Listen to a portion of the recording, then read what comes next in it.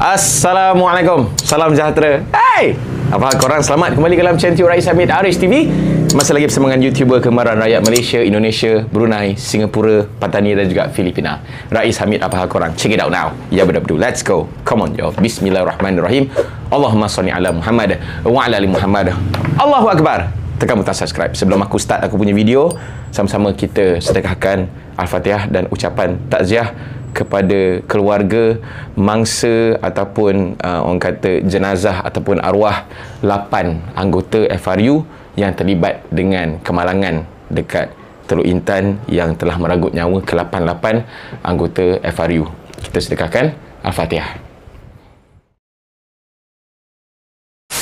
Hari ni aku nak sentuh isu ada keluar video seorang pelakon ni dia marah terhadap seorang content creator. Aku tak suka nak panggil orang influencer lah, sebab kalau setakat diri tu claim influencer, dan korang ni pula sekarang senang-senang melabel orang sebagai influencer. Follower ramai je influencer. Apalah. Katanya content creator ni dia dah merendah-rendahkan orang yang ambil jurusan Masscom dekat universiti. Katanya nak apa benda, belajar menari lah, teater ni, kenapa nak kena sampai ambil degree kan? Tak apa, kita dengar dulu apa yang influencer ni cakap yang menyebabkan ramai orang marah. Let's go. Antara kos paling bodoh kat Malaysia adalah kos apa? Kos Masscom. Kos Masscom. Tapi tu okey lagi. Kos yang paling bodoh sekali kos teater, kos muzik, kos tarian tradisional, bro. Kalau kau nak belajar menari, kau tak perlu ambil degree bodoh siap. Aku boleh joget lah. Dia tak perlu buat degree. Kalau kau nak belajar menari, nak joget, kau tak payah sampai buat PTN Albana untuk kau buat degree-degree bodoh macam ni. Better kau pergi kerja, dapatkan pengalaman yang real daripada kau sambung degree, joget-joget, lepas tu enjoy-enjoy. Kalau kau bocah teater, semua orang tahu kau buat teater tu sebab kau nak enjoy, betul tak? Buat teater ni banyak enjoy je, banyak sosial, tu je masalah kau, bukan nak belajar sangat pun. Degree tu untuk orang yang dah banyak duit and nak bazir masa boleh lah. So guys, ni Universiti Albana paling hebat sekali, Uniza. Yang dekat sana dia. Ni Masjid Uniza guys. Tu, golak.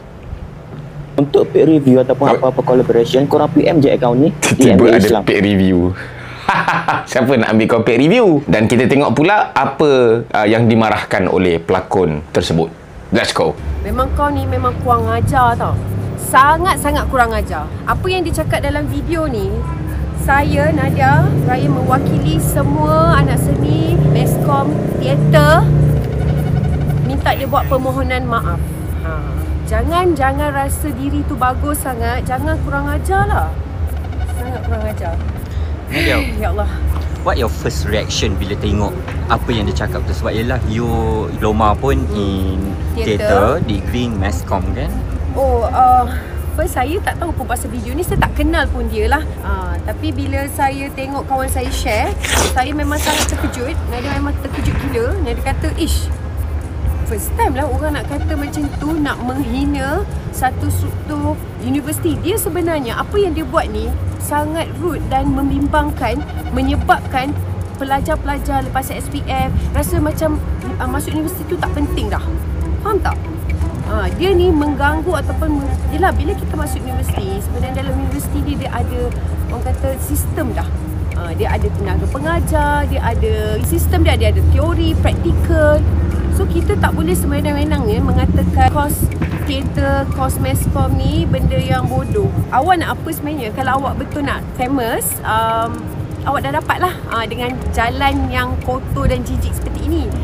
Sebab kami anak-anak seni yang belajar berlepasan teater, Masscom, tak kisahlah yang apa yang awak cakap pun khusus bodoh tu, menggunakan jalan yang sangat susah. Kita nak lelah, kita ni lah berpeluh, berpanas, kerah idea semua untuk dihargai karyanya sehingga orang kenal. Tapi awak menggunakan jalan yang jijik ni untuk diri awak famous. So awak ni sebenarnya apa dengan hashtag awak tu, saya rasa stop it lah untuk mencari konten-konten yang mengaibkan, nak menjatuhkan semangat anak-anak bangsa kita. Itu ada sangat benda yang sangat tak patutlah berlaku. Mentaliti nak menjatuhkan bidang sesuatu, nak bidang ni benda yang tak relevan lagi. So Nadia rasa susah payahnya nak seni. Orang tak nampak. Orang hanyalah kita nampak benda cantik depan TV, baca berita, oh yang scroll-scroll. Yang buat tu siapa? Bukankah orang-orang ini? Jadi itulah yang membezakan antara orang berseni dengan orang yang ialah masuk yang rasa oh bidang ni bidang yang tapi awak tengok berita juga. Awak tengok juga benda-benda gosip, awak tengok juga drama. Bidang teater, bidang meskom ni adalah bidang profesional ya. Kita buat bidang ni bukan main-main. Kita ada KPI, kita memang ada ni. Even kerajaan pun mengiktiraf penggiat seni. Jadi jangan mulut tu jangan lancang sangatlah. Mungkin saya orang tak pernah nampak saya marah, tapi saya sangat marah. Rasa macam itulah. Benda ni bukan benda yang nak cari konten jijik ataupun nak cepat famous dengan cara yang jijik. Ada yang sabar Nadia. Tak adalah, nanti terkejut sebab menggunakan perkataan-perkataan seperti bodoh, tak boleh nari-nari. What do you want? Dia okey ke tak? I mean, maybe dia sakit tu saya tak tahu. Sorry lah kalau dia ada punya ikat ke apa saya tak tahu.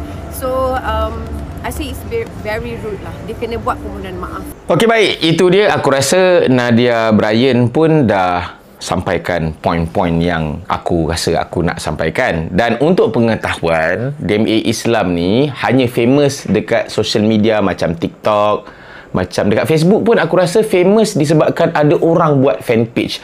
Dan kalau tanya golongan-golongan yang profesional, golongan-golongan yang mungkin berkejaya dan sebagainya, diorang tak kenal pun DMA Islam ni. Dia hanya famous di kalangan budak-budak yang geng-geng perak, yang sekolah tak habis, yang menyokong gerakan untuk tidak masuk universiti, SPM tu tak penting, tak perlu belajar universiti. Golongan-golongan macam tu memang memuja lah DMA Islam ni. Cuma mungkin golongan-golongan pelakon ataupun yang dalam dunia seni ni mungkin tak kenal DMA Islam ni. Dia macam ni je lah.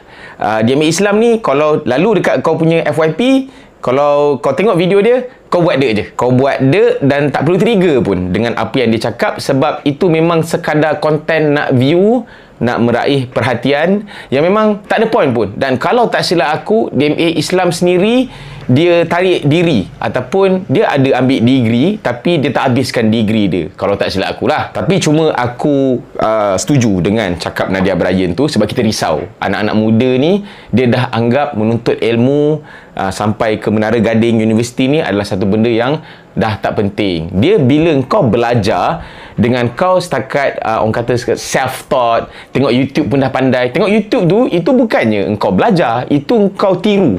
Tapi ilmu tu kau tak dapat. Tapi lain dengan orang yang pergi belajar universiti, dia ada macam tu lah cakap, ada teori, ada praktikal dia, itu dia belajar, dia ada pemahaman dia, lepas tu kita diberi tugasan, kena selesaikan, itulah gunanya kita pergi universiti. Tapi aku rasa orang Malaysia ni, anak-anak muda ni pun ada yang bijak pandai, ada yang matang, disebabkan ayah dan mak yang bagus, yang selalu educate anak-anak dia.